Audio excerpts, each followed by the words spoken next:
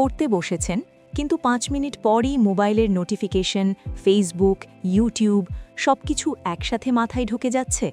মনোযোগ আর থাকছে না। আপনি একা নন। বিজ্ঞান বলছে মনোযোগ কমে যাওয়া যা অলসতা না, এটা ব্রেইনের স্বাভাবিক সমস্যা।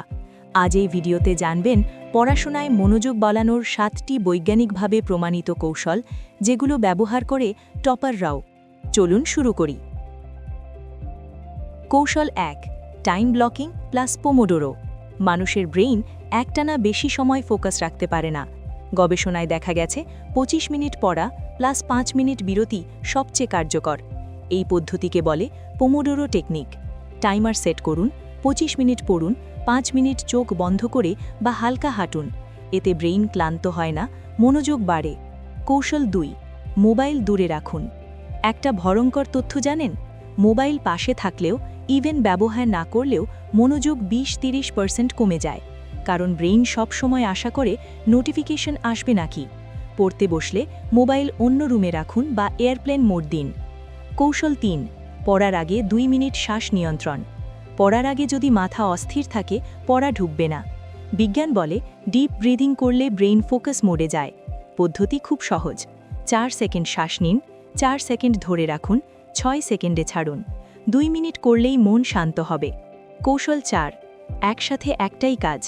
মাল্টিটাস্কিং আসলে একটা মিথ।